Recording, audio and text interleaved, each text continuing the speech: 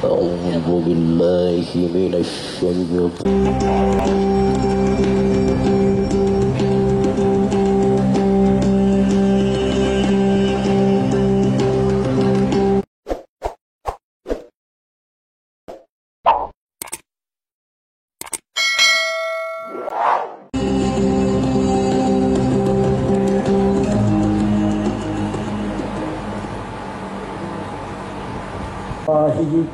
Wabarakatuh.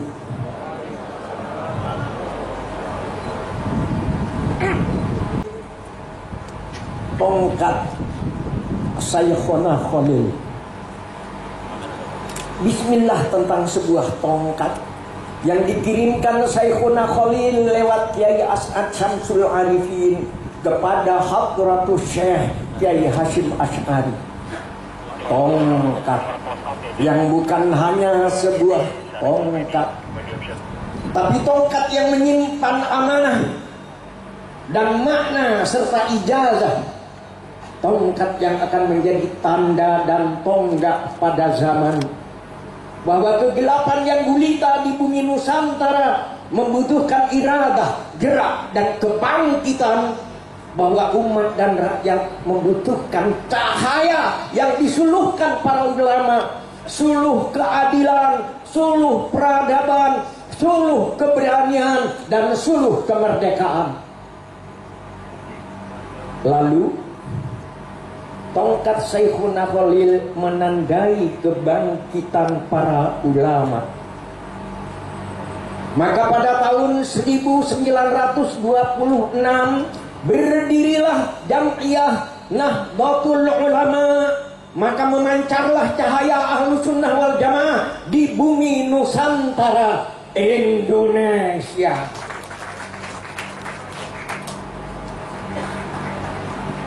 Kenapa bintang jumlahnya banyak, tapi yang 9 terang sekali? Kenapa kita ikut ulama? Karena ulama ahli waris Nabi. Orang Madura pun ikut menyanyi. Anapa bintang mabenya sesana terak kakapi. Anapa kau lemak norol ulama, marga ulama ahli waris Nabi. Kegelapan di alam penjajahan disingkirkan dengan doa dan ketakwaan. Maka catatlah dengan tinta madu sari bunga cempaka, setelah Bung Karno memproklamasikan kemerdekaan pada tanggal 17 Agustus 1945, Belanda datang lagi untuk menjajah dan mengkocar-kacirkan perjuangan kemerdekaan. Tongkat Saykhuna Khalil tegak kembali, menjelma fatwa resolusi jihad yang dicanangkan Hadratus Syekh Hasyim Asy'ari, bahwa angkat senjata mengusir penjajah adalah wajib hukumnya. Dan siapa yang gugur dalam perang kemerdekaan melawan Belanda adalah kusuma bangsa yang syahid di jalan Allah. Maka ketika Belanda menyerang Surabaya, kaum santri, tentara keamanan rakyat, para buruh, tukang becak, penjual sate, petani, dan semua menyerbu ke medan perang untuk mengusir penjajah Belanda. Si angkara murka.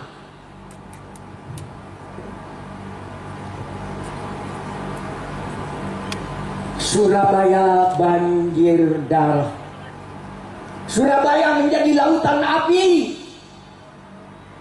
Dengan fatwa resolusi jihad, peluru musuh menjadi kecil, mitralyur menjadi kecil, tantang dan bom musuh menjadi kecil, bahkan maut pun dianggap kecil. Allahu Akbar, hanya Allah yang maha besar, hanya Allah yang maha besar.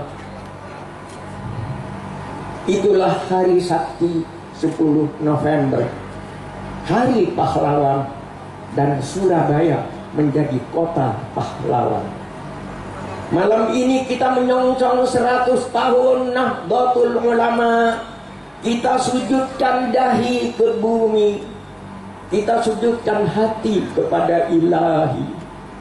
Kita kenang jasa Sayyidina Khalil, kita kenang jasa Hadratus Syekh Hasyim Asy'ari, kita kenang jasa Kiai Abdul Wahab Hasbullah, kita kenang jasa Kiai Haji Bisri Sansuri, dan semua pahlawan yang namanya harum karena berjasa kepada bangsa dan tanah air.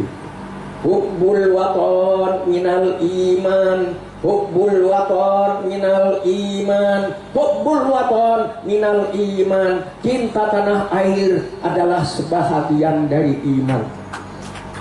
Kenapa kita harus cinta kepada bangsa dan tanah air? Kita semua minum air Indonesia menjadi darah kita. Kita makan beras, buah-buahan, dan ikan Indonesia menjadi daging kita. Kita menghirup udara Indonesia menjadi nafas kita. Kita bersujud di atas bumi Indonesia, berarti bumi Indonesia adalah sajadah kita.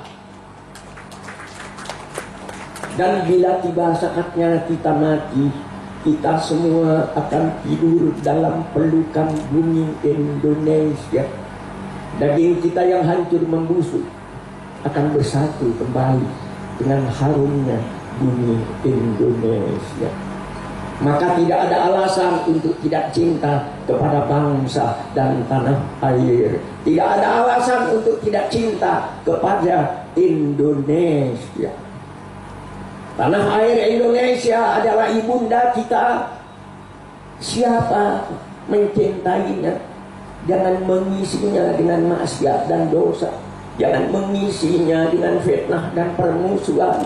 Jangan mengisinya dengan adu domba dan ucapan kebencian.